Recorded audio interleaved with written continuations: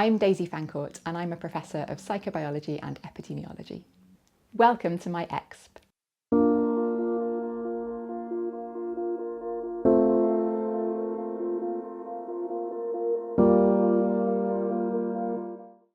The very makeup of our societies and the way that we engage with them is fundamentally changing. Over the last 4 million years, our ancestral species, hominins, has evolved dramatically.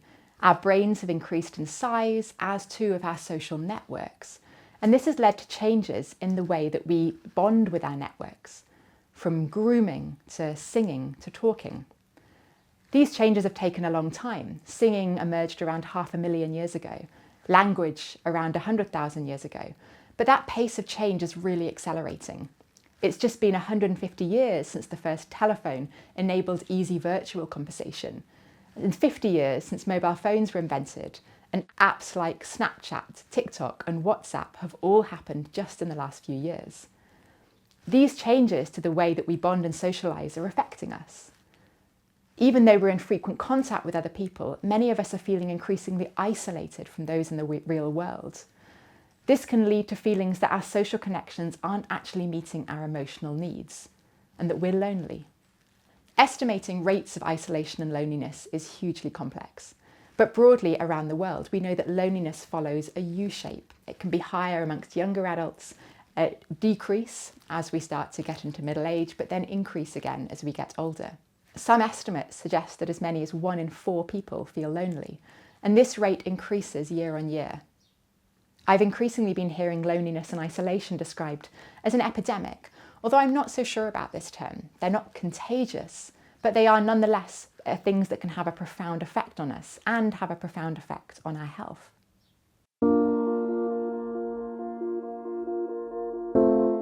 Dozens of longitudinal studies show that loneliness and isolation are associated with future incidents of diseases, including chronic illnesses like cardiovascular disease and diabetes, psychiatric disorders like anxiety, depression, schizophrenia, age-related conditions like frailty and disability and chronic pain, and even our mortality, both through suicide and natural causes.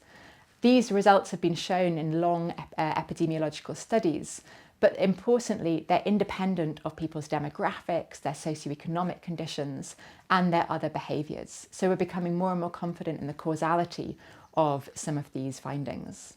Some of the reasons for this are indirect. While we sometimes talk disparagingly about negative peer pressure, according to the social control hypothesis, social support networks can actually be positive influences. They tend to discourage poor health behaviours and encourage good health behaviours. But when we become socially isolated, we lose this beneficial influence. And this can actually mean that we engage in adverse health behaviours. For example, we can be more likely to take substances like alcohol or tobacco or drugs. We can have reduced physical activity and reduced engagement in leisure activities. We have poorer quality sleep, poorer diets as well, for example, increased risk as a result of things like malnutrition or high consumption of ultra-processed foods. We're also less likely to follow health guidelines like taking medication, visiting our GPs, or even following basic hygiene procedures like hand washing. And we can also lose the really important social support networks around us that might have given us health resources. For example, tips on how to manage health conditions or recognise symptoms that we should have got checked out.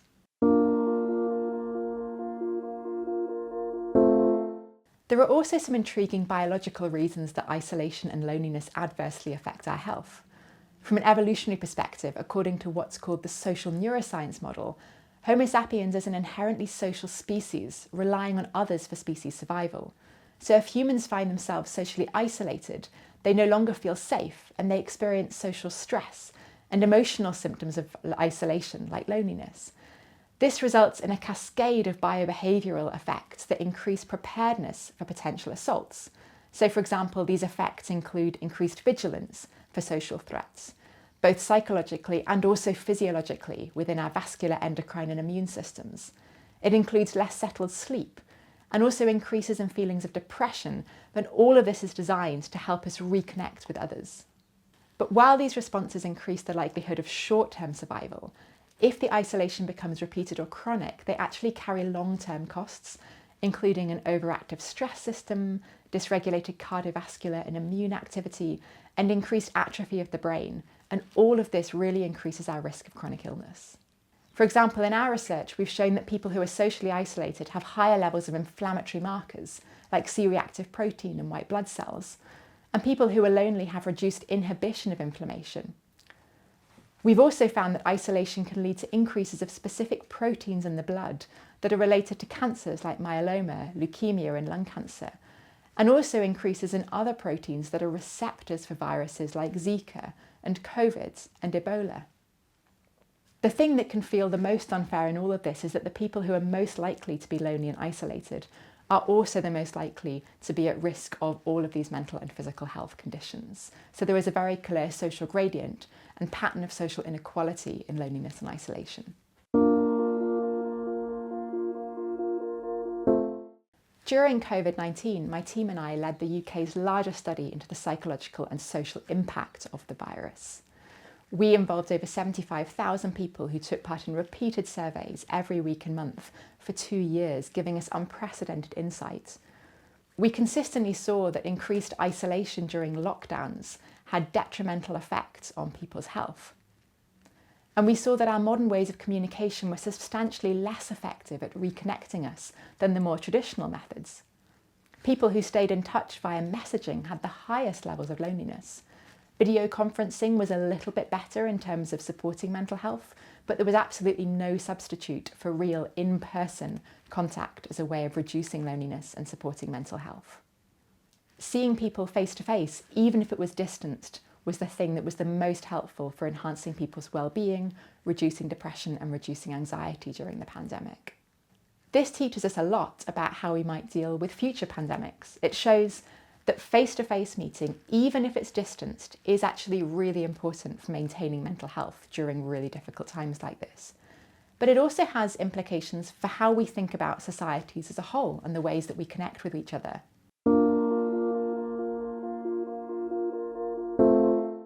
One of the things about social isolation is that it typically starts to occur gradually over time. People start to become more isolated from activities, from people. As they get older, it can be exacerbated by things like bereavements.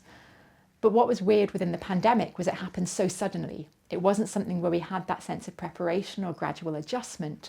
For some people, there was this sudden cliff edge between having had that social world around them and now being completely isolated.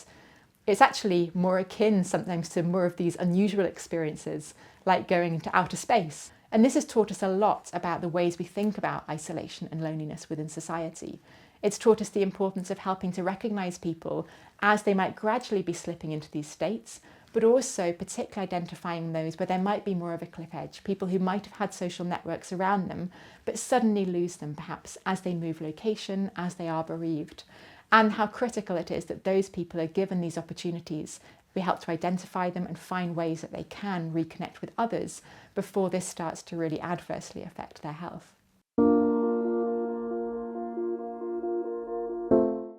As adults, we also really need to think about how we're forming and maintaining social connections ourselves, ensuring that we're giving ourselves the opportunity to engage in activities, clubs, societies, groups that might help to build our sense of social identity.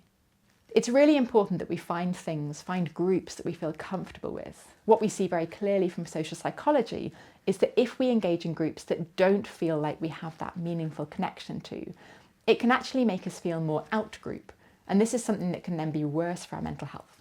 So it's critical that we identify opportunities where we feel that sense of belonging, that sense of in-group membership, people that we feel we have affinities with. That's the thing that's most likely to support lower loneliness and a higher sense of social connection with others. Communities and society all have a really important role to play here as well, making sure that we have the assets to engage in this, whether that's arts venues, cafes, community spaces, leisure centres, places we can form those in-person human connections. Social clubs are opportunities for us to form connections and help to bridge divides, helping to address some of the differences that we can feel potentially even insurmountable when they're approached via online forums.